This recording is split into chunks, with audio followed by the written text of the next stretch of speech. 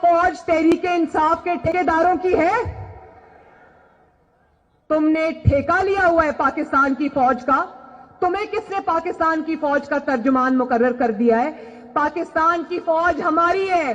پاکستان کی فوج نواز شریف کی ہے. پاکستان کی فوج یہاں بیٹھے ہوئے سب کی ہے. پاکستان کی فوج آپ کی ہے.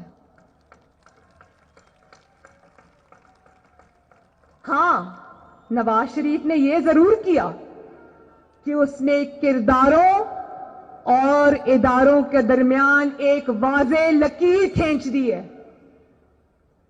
اس نے سپاہیوں، شہداء، پاکستان کے لیے اپنی جانوں کا نذرانہ دینے والوں کو، جن کی وردیوں پہ آج خون کے دھبے لگے ہوئے ہیں، ان ماں باپ کو جنہوں نے اپنے بیٹے سرحدوں پر شہید کرائے ہیں، دہشت گردی کے خلاف جنگوں میں شہید کرائے ہیں، ان کو نواز شریف بھی سلام کرتا ہے، ان کو مریم نواز بھی سلام کرتی ہے، ان کو پی ڈی ایم بھی سلام کرتا ہے، ان کو کراچی کے عوام بھی سلام کرتے ہیں. مگر ایک یا دو افراد، یاد رکھو کراچی کے بہن بھائیوں، ایک یا دو افراد ادارہ نہیں ہوا کرتے. ایک یا دو افراد اداروں کی بدنامی کا باعث بنا کرتے ہیں، اور جب وہ ادارے کی آڑ لیتے ہیں تو اس میں پھر ادارے کے اوپر ناقابل تلافی نقصان ہوتا ہے. اگر ہم آپ کو سلوٹ کرتے ہیں اور کریں گے، آپ ہماری فوج ہو، لیکن ہم ان کرداروں کی بات کر رہے ہیں. اگر آپ یہ کہو کہ شہید کو سلوٹ کرتے ہو، دونوں ہاتھوں سے کرتے ہیں. اگر آپ جان کے نذرانہ پیش کرنے والے کو سلوٹ کرتے ہو، دونوں ہاتھوں سے کرتے ہیں. آئین اور اپنے حلف پہ چلنے والے سپاہی کو، چاہے وہ میجر ہو یا وہ سپاہی ہو یا وہ کرنل ہو یا وہ بریگیڈیئر ہو یا وہ میجر جنرل ہو یا وہ کوئی بھی ہو، اس کو ہم سب سلام کرتے ہیں. لیکن اگر آپ یہ چاہو کہ عوام کے ووٹوں کو بوٹوں کے نیچے روند کے آنے والوں کو ہم سلام کرتے ہیں تو یہ ہم سے نہیں ہوگا.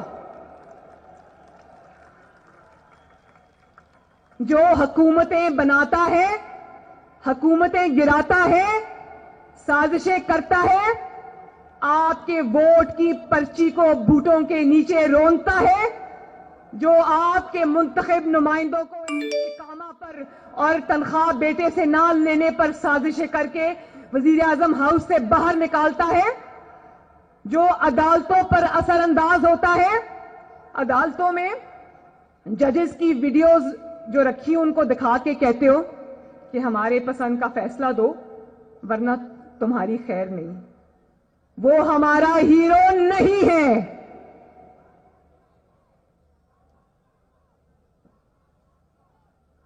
اس کو ہم نہیں مانتے. اور نواز شریف کیا کہتا ہے میرے بھائیوں؟ نواز شریف کہتا ہے سیاست میں دخل اندازی مت کرو. غلط کہتا ہے؟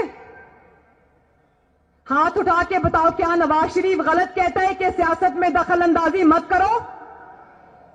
وہ کہتا ہے کہ عوام کے ووٹ کے اوپر ڈاکہ مت ڈالو. کیا وہ غلط کہتا ہے؟